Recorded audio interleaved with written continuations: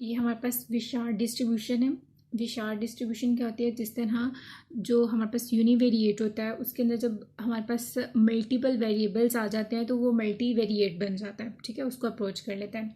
Similarly जब हमारे पास chi square की कोई टर्म आती है, ठीक है, और वहाँ पर काई स्क्वायर वाली टर्म एक यूनिवेरिएट कंसिडर हो जाता है तो उसकी जो मल्टीपल एक्सटेंशन होगी वो हमारे पास विशार्ड डिस्ट्रीब्यूशन कहलाएगी।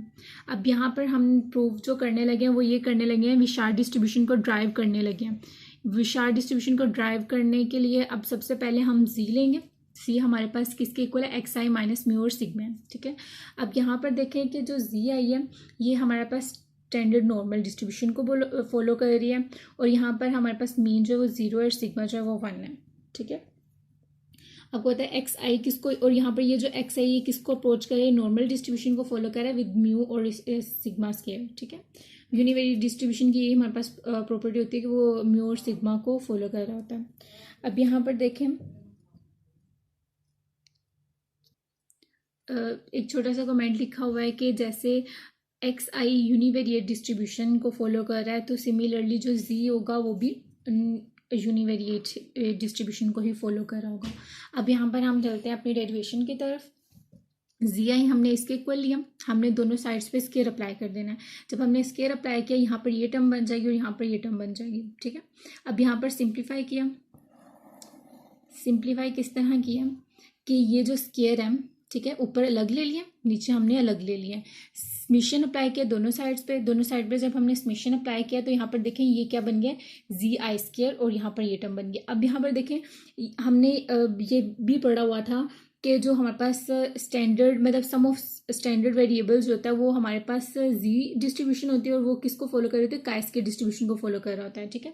तो ये सिंबल होता है कि ये सम ऑफ स्टैंडर्ड्स वेरिएबल है और ये काई स्क्वायर को डिस्ट्रीब्यूशन को फॉलो कर रहा है। अब जैसे देखिए अगर हमारे पास सिंपल ये टर्म है, ये वाला जो ये तो काई स्क्वायर समझ लें, मतलब ये इक्वल लगा लें, काई स्क्वायर के इक्वल है, ठीक है। अब यहाँ पर ये टर्म है, अब यहाँ से सिग्मा स्क्वायर इधर चला जाए तो यहाँ पर सिग्मा स्क्वायर और ये काय आ जाएगा, काई स्क्वायर आ जाएगा और बाकी ये टर्म रहेगी। वही हमने यहाँ पर भी किया हुआ है कि मतलब यहाँ पर क्या आ गया, सिग्मा स्क्वायर और काय आ गया, तो इसीलिए ये जो ऊपर वाली डिस्ट्रीब्यूशन होगी वो सिर्फ सिग्मा स्क्वायर और काई स्क्वायर को फॉलो करेगी विद रिस्पेक्ट टू एन। अगर अब ये देखें ये एक पॉपुलेशन से लिया गया म्यू, ठीक है। अगर यहाँ पर एक्स बार होता तो यहाँ पर जो डिग्री ऑफ फ्रीडम है वो n-1 ली जाती। अब हम क्या करेंगे, हम इसी अपनी टर्म को एक्सपेंड करेंगे। इस टर्म को एक्सपेंड किस तरह से किया है कि अब स्केयर में है तो हम उसको 2 टाइम्स लिख लेंगे, ठीक है।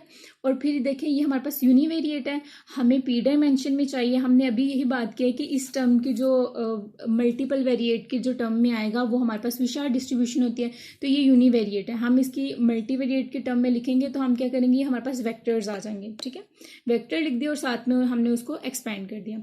अब एक्सपेंड करने के बाद अब हम उसका लेंगे ट्रांसपोज उनमें से एक टर्म का, क्योंकि ये देखें मल्टीप्लाई नहीं होगी, ये 1 आ गया और ये p आ गया, तो इनकी देखें ये वाली जो है जो ऑर्डर है वो सेम ना होने की वजह से मल्टीपल नहीं हो पाएगा। तो हम क्या करेंगे, इनमें से एक टर्म का हम ले लेंगे ट्रांसपोज, ठीक है। अब यहाँ पर देखिए हमने इस टर्म का ट्रांसपोज लिया है। अब मैं ये बताऊंगी कि हमने इस टर्म का ट्रांसपोज क्यों नहीं लिया, ठीक है। अब इस टर्म का ट्रांसपोज लेंगे तो p ऑर्डर p जो है p क्रॉस p ऑर्डर आ जाएगा मैट्रिक्स का। अब यहाँ पर देखें हमें जो गिवन है वो p क्रॉस 1 और यहाँ पर p क्रॉस 1 है, ठीक है। ये तो मल्टीप्लाई हो ही नहीं सकता। अब हमने एक इन दोनों में से किसी एक टर्म का ट्रांसपोज लेना है। लेट्स सपोज हमने इस वाली टर्म का ट्रांसपोज लिया तो इसका ऑर्डर हो जाएगा 1 क्रॉस p। अब यहाँ पर जो आंसर आएगा वो हमारे पास क्या आएगा, 1 और 1, 1 क्रॉस 1 का आएगा जो हमारे पास आ जाएगा स्केलर का। ये तो हमें चाहिए ही नहीं, हम चाह रहे हैं p डायमेंशन में हमारा आंसर आए। तो हम क्या करेंगे, हम पहली टर्म को वैसे रहने देंगे, दूसरी वाली टर्म का हम ले लेंगे ट्रांसपोज लेंगे तो उसका ऑर्डर हो जाएगा 1 क्रॉस p। और यहाँ से ये 1 ओवर 1 है, मतलब यहाँ दोनों 1 1 है तो ये मल्टीपल तो हो जाएगा और इसका आंसर जो आएगा वो p डायमेंशन p आएगा, ठीक है। वही हमें चाहिए भी था। अब यहाँ पर देखें हम ये वाली हमारे पास डिस्ट्रीब्यूशन है, ठीक है। हमने यहाँ पर लिख दिया कि ये अप्रोच कर रही है विशार्ड डिस्ट्रीब्यूशन को विद n और सिग्मा। अब जो विशार्ड डिस्ट्रीब्यूशन है ना उसके 2 पैरामीटर हैं, एक है n और दूसरा है सिग्मा। n यानी कि नंबर ऑफ वेरिएबल्स जितने इन्वॉल्व होते हैं और सिग्मा जो वो आता है वेरिएशन वाला होता है वही आता है यहाँ पे, ठीक है। अब यहाँ पर देखें कि यहाँ पर ये वाली जो टर्म है एक्स आई है, इसकी जो डिस्ट्रीब्यूशन है वो हमारे पास ये है म्यू और सिग्मा, ठीक है। और जो w यहाँ पर फिर उसके बाद हम लेट कर लेंगे कि ये वाली टर्म जो है वो W के इक्वल है। यहाँ पर जो WI की डिस्ट्रीब्यूशन होगी वो हमारे पास होगी कि 0 हमारे पास वेक्टर होगा और म्यू एज अ होगा और सिग्मा यहाँ पर ये आ जाएगा, ठीक है। अब यहाँ पर हमने सिर्फ इसकी जगह रिप्लेस कर दिया तो हमारे पास सिंपल सी टर्म आ गई है, ठीक है। यहाँ पर ये हमने लिख दिया कि ये मतलब इससे है ये, तो इसके पैरामीटर्स वही रहेंगे एन और सिग्मा। अब हमने ये जो टर्म हमारे पास है हमने इसको लेट कर दिया या डिनोट करवा दिया ओमेगा से, ठीक है, ओमेगा मैट्रिक्स से, और ये हमारे पास सी आ रही है और इसको अप्रोच करिए, ये हमारे पास विशार्ट मैट्रिक्स बन जाएगा, ठीक है। और साथ में हम ये लिख देंगे कि यहाँ पर जो हमारे पास एक्स आई है वो जो अप्रोच कर रहा है म्यू और सिग्मा को कर रहे हैं।